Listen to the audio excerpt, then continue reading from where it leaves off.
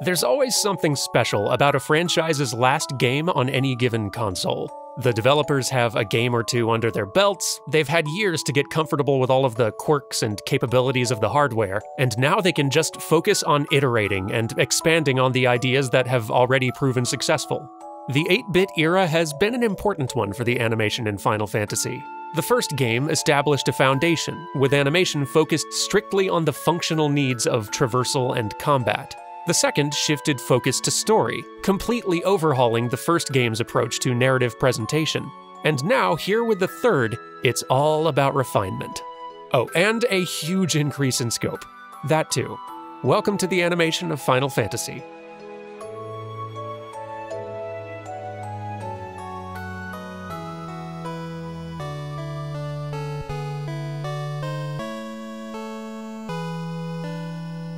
Final Fantasy III launched on the Famicom in 1990, and wouldn't get an official release in North America for a very long time. This was the first entry in the series to feature a job system, allowing you to swap your playable characters to different classes and optimize your party composition for any given challenge. It is so much more fun to play than its predecessor, but the return of clearly defined combat roles in this new system does come with one unfortunate trade-off.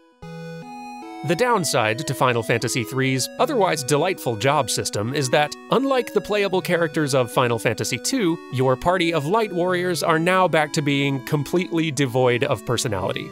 Don't get me wrong, Final Fantasy II's cast didn't have much characterization going for them either. I spent more than 50 hours with these people, and I couldn't give you more than 2 sentences about their personalities. But they were still distinct individuals with their own looks and traits and history. And they each had a real stake in the larger story happening around them.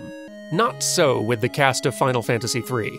You still get to name them, and they do at least start the game with some palette-swapped coloring to tell them apart, but even that disappears 10 minutes in once you unlock the first set of jobs for them to swap to. All of them will look like this as a warrior. All of them will look like this as a monk. They will completely vanish into whatever combat role you have currently assigned them. And it's not just their designs. These 4 get 0 characterization whatsoever. When your party members speak, the game doesn't even specify which of them is talking. In terms of character, at least, it's a pretty big step back, one which the 3D remake of this game would later go out of its way to rectify. But though the return of combat roles might have come at the cost of personality this time, it sure does crank up the variety. The leap in animation scope from Final Fantasy II to Final Fantasy III is kind of enormous, and that increase is almost entirely thanks to this job system. Final Fantasy I had 6 playable characters, and Final Fantasy II boosted that count to 9. But the playable characters of Final Fantasy III are able to swap between 22 different jobs, each of which has its own unique set of sprite art. Which basically means that Final Fantasy III has not 4, but 22 playable characters to animate. And what's more, those 22 playable characters have even more frames of animation. Where Final Fantasy I had 12 poses per playable character, and Final Fantasy II bumped that pose count up to 13, Final Fantasy III throws in a couple more for a grand total of 15 each. Granted, I'm not 100% sure that every job makes use of all 15 of these, depending on what weapons they are each allowed to use, but still, this jump in character art scope apparently pushed the storage capacity of the Famicom cartridge to its limits. But impressive as this mountain of new sprites is, I think the most interesting animation improvements to Final Fantasy III are the more subtle, incremental ones. And the best example of that is the hit react. This animation is a perfect showcase for the kinds of small, iterative improvements the Final Fantasy team has been making across these first 3 games. In Final Fantasy I, when your character got hit in combat, the battle window would shake and their sprite would rapidly flicker a few times. It wasn't fancy, but it got the point across. Your little guy just got hit. Then Final Fantasy II amped things up a little. Now, rather than flickering in place, the character sprite would rapidly shudder side to side for a moment. And I think this is a small improvement. It sold the hit a little better. The motion lent some kinetic oomph to taking damage. And even better still, critical hits would bounce your character backward in addition to the shudder, making that hit feel even harder. But Final Fantasy III takes those improvements even further by adding a custom hit reaction pose for every job. This is easily the best combat pose addition in the series yet. When you take that knockback and shudder from Final Fantasy II and add a custom reaction pose in there, physical attacks in this game actually feel like they've got some proper impact now. It's amazing the difference those sorts of subtle, polished changes can add up to. And actually, as long as we are looking at the hit reacts, let's talk about pose variety, because the art team made quite a few pose design improvements to the combat sprites this time around. In the previous games, you could see some small amount of variety in the posing from class to class, but Final Fantasy III manages to push that much further, and you can really see it in these new hit reacts.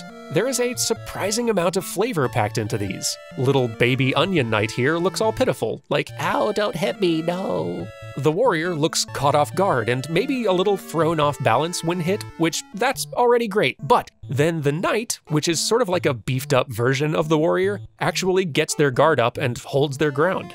Scholar looks like they just got slapped, and my absolute favorite is the magus, who looks like they just took a gut punch they were not ready for. Just oof. Oh, give me a minute. Oh man. And it's not just the pose variety that's improved. These four heroes may have no personality whatsoever, but their sprite art is looking way more appealing than in either of the previous games. Some of that appeal is thanks to tiny detail adjustments, like the way the Black Mage's arm has been pulled back a bit to leave space for an additional fold detail in their robes, or the warrior's armor having some white trim and a bit more definition where the pauldron meets the bicep. The Red Mage has this sweet flared collar on the cape now, and the thief's whole look has been completely overhauled.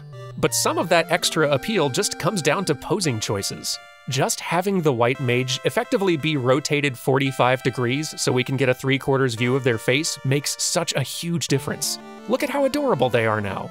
A bunch of the new classes were given this new 3/4 view treatment, and it just makes the character look cuter every single time. The cuteness factor of these sprites and animations has been ramped up in general. Now look at this Onion Knight's walk. And try to tell me you don't want to hug this fat chocobo. Don't you just want to flop on this thing like a Totoro and fall asleep? I'm just so impressed at how much more the artists managed to squeeze out of these characters within the same working limitations as the previous two games. Again, these characters are still just 24 pixels tall, and this entire roster of 22 jobs is only using 8 or 9 colors total. And still, the difference in pose clarity and appeal from the first game to the third is really noticeable. It's amazing. Overall, combat animations are looking better and more varied than ever. And while there aren't nearly so many noticeable advances in the overworld view, the game is still benefiting from all of Final Fantasy II's advances in presentation.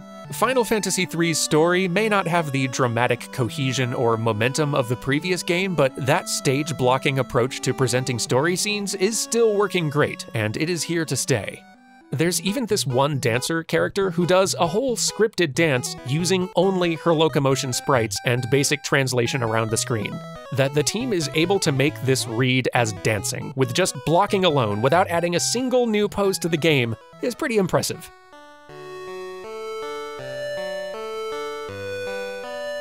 The 8-bit era of Final Fantasy animation has been a formative one. Despite working within extreme technical constraints, we've already seen Sakaguchi's team make some significant strides in both functional clarity and dramatic narrative presentation. But I think it's fair to say we do still have a long way to go.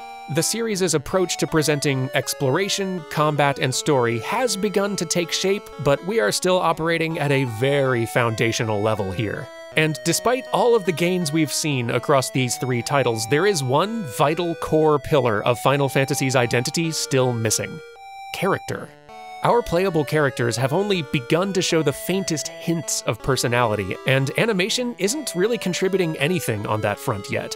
On a good day, 90% of your playable squad's personality boils down to just them wearing different outfits, and even that goes away the instant they have to go out and get real jobs. At the end of the day, we still don't have that cast of colorful personalities you can fall in love with and get invested in. Over the course of these first 3 games, Final Fantasy's identity as a franchise has just started to come into focus. And over the course of the next 3, thanks in large part to animation, that identity is going to become crystal clear. I hope you are enjoying this retrospective so far. Be sure to subscribe if you don't want to miss future episodes, or if you want to see episodes early or join me for some monthly Q&A streams, maybe consider supporting the show like all of these lovely patrons listed here. And I do hope you will join me next time as Final Fantasy takes its first major technological leap. I'll see you then.